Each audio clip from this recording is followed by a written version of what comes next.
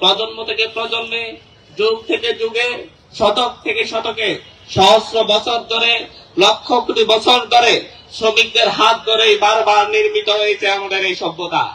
সেই সুদূর মিশরের পিরামিড থেকে শুরু করে আমাদের চীনের সেই মহাপ্রাচীর, প্রত্যেকটা প্রত্যেকটা ঐতিহাসিক ঘটনা এবং আমাদের সেই ভারতের তাজমহল, এই প্রত্যেকটা ঐতিহাসিক ঘটনা, ঐতিহাসিক স্থাপনার সাথে লেগে আছে শ্রমিকদের রক্ত আর ঘাম। আমরা বলতে চাই, শ্রমিক শুধুমাত্র কাজের লোক নয়, শ্রম শুধুমাত্র কোনো কাজ নয়, এটি মর্যাদা, এবং এই মর্যাদা প্রতিষ্ঠার লড়াই শ্রমিক শক্তি চালিয়ে যাবে ইনশাআল্লাহ। যোগ্য আমাদের এই উপমহাদেশের শ্রম সারা বিশ্বের মধ্যে সবচেয়ে কম দামি শ্রম। আমরা ঘাম জড়াই, রক্ত চড়াই, বিনিময়ে আমরা উপহার হিসেবে পাই আমাদের ভাই বোনদের লাশ। আমরা সেই তাজরিনের কথা বলে যাইনি।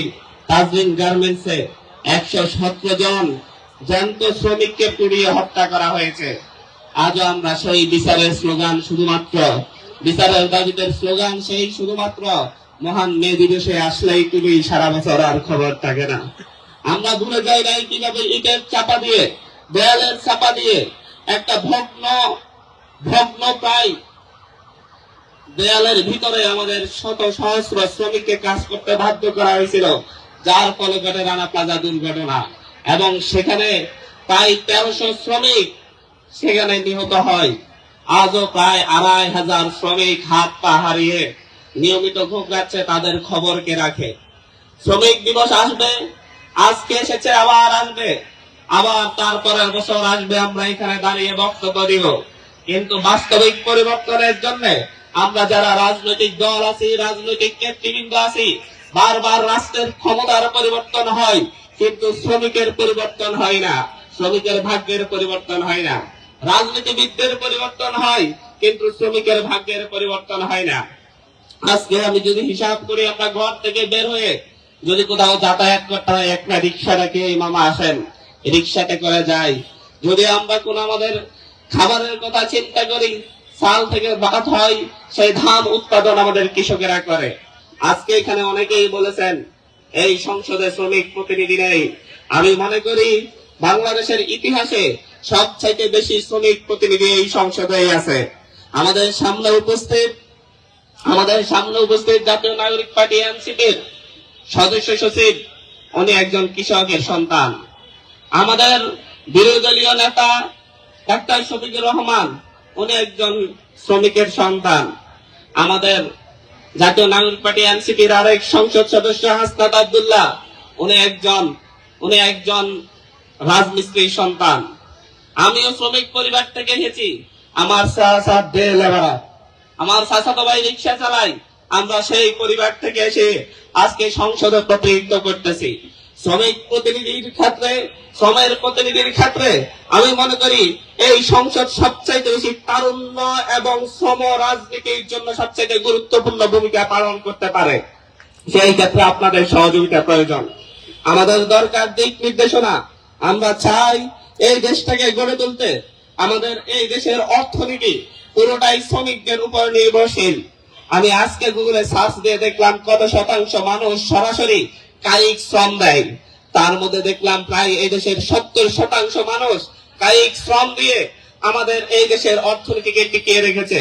আমাদের এই দেশের গার্মেন্টস শ্রমিকের সংখ্যা প্রায় 40 লাখ, যেটা সারা বাংলাদেশের মোট জনসংখ্যার মাত্র 15 থেকে 17%। কিন্তু দেখেন, এই 17% জনসংখ্যা বাংলাদেশের বৈদেশিক রপ্তানি অর্থনীতির 80% তারা দখল করে রেখেছে।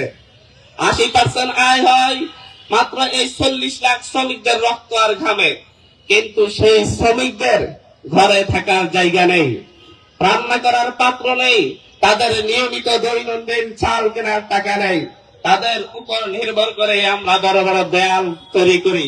আমরা আমাদের 1 লক্ষ টাকার এসি, আমাদের যে সরকারি আসে সেই সরকারি 1 লাখ টাকার এসি কিনতে গেলে 15 লাখ টাকা লেগে যায়। কিন্তু আমাদের শ্রমিকদের দৈনন্দিন খাবারও জোটে না। আমাদের যে প্রবাসী আয় রয়েছে, বাংলাদেশের মূল অর্থনীতি, মূল জীবিকা শক্তি, মূল বাংলাদেশের অর্থনৈতিক পাইপলাইন আমাদের প্রবাসী ইনকাম।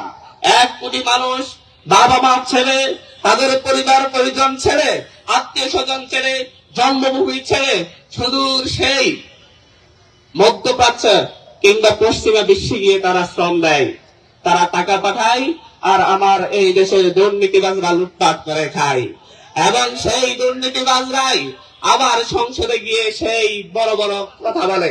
11,000 কোটি টাকা, যারা 11,000 কোটি টাকা জনগণের টাকা মেরে দিয়েছে, তারা সংসদে এসে যখন বড় বড় কথা বলে তখন আমাদের লজ্জা লাগে। আমরা দেখছি শ্রমিক প্রতিনিধি নেই, সেই কথা আসে, কিন্তু আমাদের বাংলাদেশের অর্থনীতিকে টিকিয়ে রাখার জন্য আমরা একজন অর্থনীতিবিদ চেয়েছিলাম যে বাংলাদেশ ব্যাংকের গভর্নর হবে, কিন্তু দেখলাম এক গার্মেন্টস ব্যবসায়ীকে নিয়ে এসেছে বাংলাদেশ ব্যাংকের গভর্নর করার জন্য। আমি আপনি সকলেই জানি বাংলাদেশের সবচাইতে বেশি অর্থ পাচার হয় গার্মেন্টস পণ্য আমদানি রপ্তানির মাধ্যমে, গার্মেন্টস ব্যবসায়ীদের মাধ্যমে। সেই অর্থ পাচারের এক প্রতিনিধিকে এনে আমাদের দেশের বাংলাদেশের গভর্নর বানিয়ে দেওয়া হয়েছে। আমাদের এই দেশে প্রায় 25 লক্ষ রিক্সা শ্রমিক রয়েছে।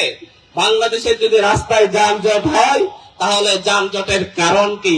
রিক্সাওয়ালারা। বাংলাদেশে যদি কোনো অ্যাক্সিডেন্ট হয়, এটার কারণ কি? রিক্সাওয়ালারা। বাংলাদেশে যদি কোনো ধরনের কোনো সমস্যাই তৈরি হয়, সাথে সাথে রিক্সাওয়ালাদের উপর দমন নিপীড়ন শুরু হয়ে যায়। আরে ভাই, রিক্সাওয়ালাদের উপর এত ক্ষোভ কেন? কিন্তু যখন তেল শেষ হয়ে গেছে বলতেছে রিক্সা না থাকলে তো সোলার সংযোগী পাইতাম না আমরা। আজকাল তাদের ব্যবস্থা কি রয়েছে? তাদেরকে তাহলে ঘাড়ে কিনে দেন। এই 25 লক্ষ রিক্সা শ্রমিকের সাথে আমাদের প্রায় বাংলাদেশের 1 কোটি মানুষের খাবার, বস্ত্র, অন্ন, বস্ত্র, বাসস্থানের ব্যবস্থা হয় তাদের আয়ের মাধ্যমে, তাদের শ্রমের মাধ্যমে। বাংলাদেশের প্রায় 40 লক্ষ হকার রয়েছে। এই হকারদেরকে কথায় কথায় হকার উচ্ছেদের নামে হকারদের উপর যে অত্যাচার করা হয়, তাদের যে ক্ষতি করা হয়, এটা নিয়ে কারো কোনো বিশিষ্ট জনের কথা আসে না। আমাদের দেশে প্রচুর সুশীল থাকে, প্রচুর গবেষক থাকে। তাদের গবেষণা শুধুমাত্র গার্মেন্টস ব্যবসায়ীরা কি ঠিক মতো লাভ করতে পারতেছে নাকি পারতেছে না সেটা নিয়ে, ব্যাংক মালিকরা কি ঠিক মতো টিকে আছে নাকি নাই সেটা নিয়ে তাদের গবেষণা আমাদের এই 40 লাখ হকারদের নিয়ে নাই। কথায় কথায় হকার উচ্ছেদ। আরে ভাই, হকারদের যদি উচ্ছেদই করতে হয়, তাহলে আপনারা যারা রাজনৈতিক দল ক্ষমতায় থাকেন, যখন যেই ক্ষমতায় আসেন, তার হাত ধরে আমাদের প্রত্যেকটা হকার বাড়ি থেকে প্রতিদিন 100 টাকা, 200 টাকা, 500 টাকা, 1000 টাকা করে সাদাবাজি করেন, আপনাদের খাবারই তো বন্ধ হয়ে যাবে। যদি হকার উচ্ছেদ করতে হয়, হকার উচ্ছেদের আগে তাদেরকে যারা বসায় ওই জায়গায়, তাদেরকে ধরে ধরে আগে জেলে ঢুকান, তারপর দেখবেন হকাররা আর এখানে এমনিতেই বসে না। আমাদের এই দেশের পরিবহন খাতে প্রায় 30 লক্ষ মানুষ সরাসরি পরিবহন শ্রমের সাথে জড়িত। তার মধ্যে 27 লাখই হচ্ছে পরিবহন ড্রাইভার। আপনার এই পরিবহন ড্রাইভারদেরকে বাস মালিকরা সকালে একবার, বিকেলে একবার টিপ দিতে বাধ্য করে। যদি বলে যে আমি এক বেলা টিপ দিয়েছি, রাতের বেলা দিব না, বলে কালকে থেকে তোর গাড়ির চাবি দিব না, তোর আর পরিবহন চালানোরই দরকার নেই। কিন্তু অ্যাক্সিডেন্ট হলে বাবারে বাবা, এবার বাস চালককে ধরে ফাঁসি দাও। অথচ এই ফিটনেসবিহীন গাড়ি কারা চালায়? কারা তাদেরকে এক বেলার জায়গায় 2 বেলা গাড়ি চালাতে বাধ্য করে? তারা সব সময় ধরাছোঁয়ার বাইরে থাকে। আর যদি এই 40 লক্ষ পরিবারের আমরা যদি সুষ্ঠু মর্যাদা না দিতে পারি, 40 লক্ষ পরিবার খাবে কি? তাদের চিকিৎসার খরচ কোথায়?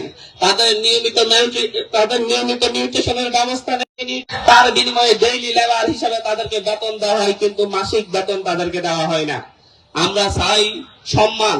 আমি একটা কথা বলতে চাই, শ্রম কাজ নয়, এটা মর্যাদা।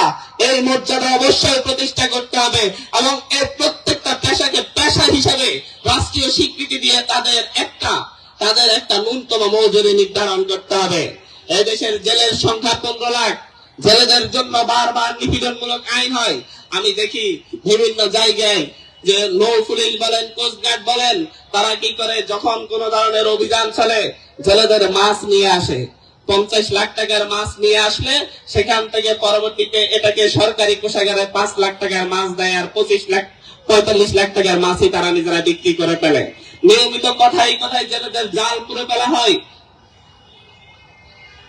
বাস্তবিক অর্থে বাংলাদেশের যত আইন, সব আইনই খেটে খাওয়া নিরীহ নিষ্পেষিত মানুষের জন্য। বাংলাদেশের কোন আইনই বড় লোকদের জন্য নয়, ধনীদের জন্য নয়। বাংলাদেশের গুলশানে দাঁড়িয়ে যদি কোন একজন গুলশানের সিগন্যালে দাঁড়িয়ে একজন বলে যে তুমি আমাকে কেন সিগন্যাল অমান্য করতে দিলে না, তোমাকে আমি একদিনের ভিতর ট্রান্সফার করব, আমরা দেখি ট্রান্সফার আসলেই হয়ে গেছে। এই আইন গুলশান, বনানী কিংবা ধানমন্ডিতে থাকা বাড়ির মালিকদের জন্য না। আমরা যারা বিভিন্ন জায়গায় 5,000 10,000 টাকা আমাদের যে শ্রমিক পরিবাররা যারা হচ্ছে ছোট ছোট ঘরে থাকে, কুড়ে ঘরে থাকে, তাদের জন্য এই সকল আইন। আমাদের বাংলাদেশের সরাসরি কৃষির সাথে জড়িত আছে 37% মানুষ, অথচ কৃষি পণ্য যদি হচ্ছে আমাদের উত্তরবঙ্গে উৎপাদিত হয়, সেখানে দাম পাওয়া যায় না, ফুলকপির দাম পাওয়া যায় না 5 টাকা 10 টাকা, ঢাকায় আইন আমরা 40 টাকা কিনতে হয়। এই পুরোটা মধ্যস্বত্বভোগীদের হাতে, চাঁদাবাজদের হাতে, পরিবহন সিন্ডিকেটের হাতে, অথচ মুক্তি মেলে না। আমি দেখি আমার শ্রমিকরা, ছেলে ভাইয়েরা মাছের সিজনে বিভিন্ন মাছ আনে, মাছের শুটকি করে, সেই মাছ আমরা যখন সেই শুটকি হাতিয়াতে গিয়ে আমার অঞ্চলে গিয়ে দেখি এক মন বিক্রি হয় 30,000 টাকা। আর ঢাকায় এসে দেখি এই শুটকির দাম 1 কেজি 3,000 টাকা। এটাই বাংলাদেশের মধ্যস্বত্বভোগীরা কিভাবে আমাদের দেশটাকে লুটপাট করে খাচ্ছে। এই টাকা তারা যেভাবে ইনকাম করে যদি দেশে রাখতো তাহলে কোনো সমস্যা ছিল না। কিন্তু দেখা যায় কানাডায় সবচাইতে বেশি, বেগম পাড়ায় সবচাইতে বেশি উপমহাদেশের মধ্যে ঘর বাড়ি কাদের, এই বাঙালিদেরই। এরপরে এই বাঙালিরাই যখন যে ক্ষমতায় আসে মঞ্চে দাঁড়িয়ে বলে আমি চোর নহে, আমি তো ভালো সাধু, তোমাদের হয়ে কাজ করতে এসেছি। তাহলে চোরকে? আওয়ামী লীগ আসলে আওয়ামী লীগও চুরি করে না, বিএনপি আসলে বিএনপিও চুরি করে না, অন্য দল জাতীয় পার্টি ছিল সেও চুরি করে নাই। তাহলে এত বেগম পাড়া, এত ঘর বাড়ি সেখানে হলো কোত্থেকে? আজকে আমাদেরকে, আমরা যখন এই সিস্টেম পরিবর্তন করে নতুন ভাবে এই দেশের শ্রমিকদের অধিকার ফিরিয়ে দেওয়ার কথা বলেছি, ছাত্রদের অধিকার ফিরিয়ে দেওয়ার কথা বলেছি, কৃষকদের অধিকার ফিরিয়ে দেওয়ার কথা বলেছি, জেলেদের অধিকার ফিরিয়ে দেওয়ার কথা বলেছি, আমরা বলছি আমলাতন্ত্রের লাল ফিতার দৌরাত্ম্য বন্ধের কথা, আমরা বলছি পুলিশি নির্যাতনের বিরুদ্ধে, আমরা কথা বলেছি যে হচ্ছে আর্মিকে বিভিন্ন ভাবে দলীয়করণের মাধ্যমে গুম খুনের অস্ত্র বানানোর বিরুদ্ধে, আমরা কথা বলেছি র্যাবকে কিভাবে এদেশে হত্যা, গুম খুনের একটি বাহিনীতে পরিণত করা হয়েছে তার বিরুদ্ধে। আমরা যখন এসবের পরিবর্তনের কথা বলি, নতুন নতুন আমরা যখন বিচার স্বাধীনতার কথা বলি, যেখানে আমাদের শ্রমিকরা, সাধারণ মানুষ যেভাবে ন্যায় বিচার পাবে, সেভাবে হচ্ছে একজন রাজনীতিবিদ, একজন মন্ত্রীও সেই ধরনের ন্যায় বিচার পাবে। এসব কথা বললে আমাদেরকে বলে যে আইন তোমরা চাচ্ছ সেটা প্রযোজ্য নহে, আমরা আরো ভালো আইন করে দিব তোমাদের জন্য। কিন্তু এই ভালো আইনের স্বপ্ন আমাদেরকে 1971 সালের পর থেকে দেখাতে দেখাতে 54 বছর পার করে ফেলেছে। আজও আমাদের কোন একটা ভালো আইন উপহার দিতে পারে নাই, যেটার উপর নির্ভর করে এই রাষ্ট্রের গণভিত্তি দিতে হবে, শ্রমিকদের অধিকার প্রতিষ্ঠিত হবে, ছাত্রদের অধিকার প্রতিষ্ঠিত হবে, জনতা সম্মান পাবে, মর্যাদা পাবে। বারবার আমাদেরকে প্রতারিত করা হয়, আমাদেরকে প্রবঞ্চিত করা হয়, আমাদেরকে বারবার বারবার নিষ্পেষিত করা হয়। যখন তাদেরকে ক্ষমতায় নেওয়ার জন্য রক্ত প্রয়োজন পড়ে, তখন মঞ্চে দাঁড়িয়ে কবিতা আল্লাহ নাও নাই, ছাত্র শ্রমিক জনতা দ্রুত রাস্তায় নেমে আসো। আমরা দেখেছি 2023 সালে 22 সালে বড় বড় মঞ্চে কিভাবে আমাদের শ্রমিকদেরকে, আমাদের ছাত্রদেরকে বারবার আহ্বান করা হয়েছে, তোমরা রাস্তায় নেমে আসো, তোমাদেরকে ছাড়া আমরা পরিবর্তন করতে পারবো না। আপনাদের মনে আছে? কিন্তু তাদের ক্ষমতায় যাওয়ার বাহন হিসেবে আমাদের ছাত্রদেরকে লাগে, তাদের ক্ষমতায় যাওয়ার অস্ত্র হিসেবে আমাদের শ্রমিকদেরকে লাগে, তাদের ভোটচুরির ধান্দা পূরণ করার জন্য আমাদেরকে লাগে, তাদেরকে গণতন্ত্র প্রতিষ্ঠার জন্য আমাদের ছাত্র জনতাকে, কৃষকদেরকে, শ্রমিকদেরকে, সকলকে লাগে। কিন্তু ক্ষমতায় যাওয়ার পর নির্দ্বিধায় তাদের এসালামকে লাগে, তখন আর শ্রমিকদের প্রয়োজন পড়ে না। আমি আমার কথা বাড়াবো না, অনেক কথাই বলেছি। আমি বলি এই সভ্যতাকে যদি বাঁচাতে হয়, এই দেশকে যদি বাঁচাতে হয়, আমার এই দেশের সরাসরি কায়িক শ্রমের সাথে জড়িত 65 থেকে 70% মানুষকে মর্যাদা দিতে হবে। আমি মর্যাদার কথা বলছি। আমি মর্যাদার কথা বলছি, আমি বলছি না 30,000 টাকা বেতন দিতে হবে, আমি বলছি না 50,000 টাকা ঋণ দিতে হবে, আমি বলছি মর্যাদা দিতে হবে। মর্যাদার দিক থেকে আমাদের শ্রমিকরা যেই রকম শ্রম দেবে সেভাবে মর্যাদা অনুযায়ী তাদেরকে সেইভাবে তাদের পারিশ্রমিক দিতে হবে। আমরা তাদের কাছে 30,000 টাকা ভিক্ষা চাই না, আমরা তাদের কাছে 50,000 টাকা ভিক্ষা চাই না। আমরা বলি 8 ঘন্টা পরিশ্রম দিয়ে আপনি কিরকম বেতন পান আর আমরা কিরকম, আমাদের শ্রমিকরা কিরকম বেতন পাই সেটা আগে নির্ধারণ করেন। আমরা দেখেছি বাংলাদেশের চা শ্রমিকদের বেহাল অবস্থা। বাংলাদেশে আমরা জানি যে দাস প্রথা উঠে গিয়েছে। আজকে আর একটু কাহিনী বলে যায় আপনাদেরকে, দাস প্রথা বাংলাদেশে উঠে যায় নাই। এই উপমহাদেশে দাস প্রথা এখনো ব্যাপক হারে রয়েছে। এই দাস প্রথার কিছু পরিবর্তন হয়েছে, সিস্টেমের পরিবর্তন। আপনারা সকলেই জানেন বাংলাদেশে বিক্রির ব্যবসা একটি লাভজনক ব্যবসা। বড় বড় রাজনৈতিক নেতারা কেউ একবার চেয়ারম্যান হইলেই তারপরে সাথে সাথে একটা বিক্রিল দাঁড় করায় ফেলে, একজন মেয়র হইলেই সাথে সাথে একটা বিক্রিল দাঁড় করায় ফেলে। বাংলাদেশে মনে হয় কম এমপি পাওয়া যাবে যাদের 2-4টা বিক্রিল রয়েছে। জানেন তো বিক্রিলে যারা শ্রম দেয় তারা কিভাবে দেয়?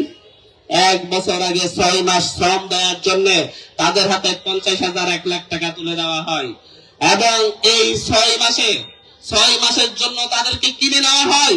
এই 6 মাসের একদিন যদি তারা অসুস্থ থাকার কারণে, জ্বরের কারণে কিংবা অন্য কোনো রোগের কারণে একদিন যদি অনুপস্থিত থাকে তার উপর নির্যাতন চালানো হয়। এইরকম অহরহ ঘটনা রয়েছে। আপনারা এই বিক্রিল গুলা কয়লার মাঝে অনেক অনেক শ্রমিকের দেহের ধ্বংসাবশেষ পাবেন। এটা চরম বাস্তবতা। আমাদের বাংলাদেশে কিসের দাস প্রথা চলে গিয়েছে? দাস প্রথা যদি দেখতে চান উত্তরবঙ্গের সেই চা বাগান গুলাতে যান। শ্রমিকদেরকে জিম্মি করে তাদের কোনো পড়াশোনার ব্যবস্থা রাখা হয় না, তাদের খাবারের ব্যবস্থা রাখা হয় না। খাইতে হলে আমার এখানে কাজ করে খাইতে হবে, থাকতে হলে আমার বাগানে কাজ করতে হবে, এটাই নিয়ম, এটাই নীতি। এবং এই দাসদেরকে ব্যবহার করে যুগের পর যুগ, প্রজন্ম থেকে প্রজন্মে মাত্র 130 টাকা ডেইলি, 12 ঘন্টা করে তাদেরকে খাটানো হয় মাত্র 130 টাকার বিনিময়ে। এটাই বাংলাদেশ। এইরকম বহু দাস প্রথা আমাদের দেশে রয়েছে। আর কিছু দাস তো রাজনৈতিক দাসও থাকে, তারাও শ্রমিক, যারা নেতার হুঙ্কারে লাঠি নিয়ে অন্য ভাইদের উপর মারতে যায়, যারা অত্যাচার করতে যায় নেতার হয়ে লাঠিয়ালি করে কিন্তু নিজের ঘরের সালামও ঠিক নাই, তারাও শ্রমিক। সর্বশেষ সেই সকল লাঠিয়াল তেল বা সাদাবা শ্রমিকদের জন্য দোয়া করি তারা যেন সুপথে ফিরে আসে। আমি সর্বশেষ আমাদের এই জুলাই গণ অভ্যুত্থানে শহীদ আবুল হোসেন সাভারের গার্মেন্টস কর্মী, সুমন খা সাভারের গার্মেন্টস কর্মী, বাবুল হাওলাদার রামপুরের একজন ছোট ব্যবসায়ী, হোসাইন মিয়া হবিগঞ্জের চা শ্রমিক এবং মোহাম্মদ সুজন ভাই বাড্ডার একজন বিক্রেতা কর্মী, ওনাদের সকলকে স্মরণ করছি। 294 জন শ্রমিক শহীদ হয়েছেন, তাদেরকে নিয়ে আরেকটি প্রোগ্রাম চাই।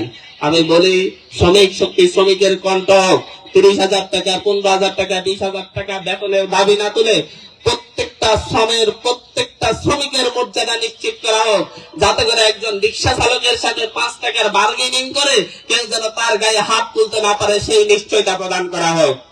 যাতে করে একজন ছেলের যে নদী থেকে মাছ ধরে আনলে তার মাছ জোর করে কোন রাজনীতিবিদ কিংবা কোন মাফিয়া জোর করে নিয়ে যেতে না পারে কম দাম দিয়ে, সেই মর্যাদা তার নিশ্চিত করা হোক। এই নিশ্চয়তা দিতে পারলেই আমরা বাঙালিরা মানুষ হব।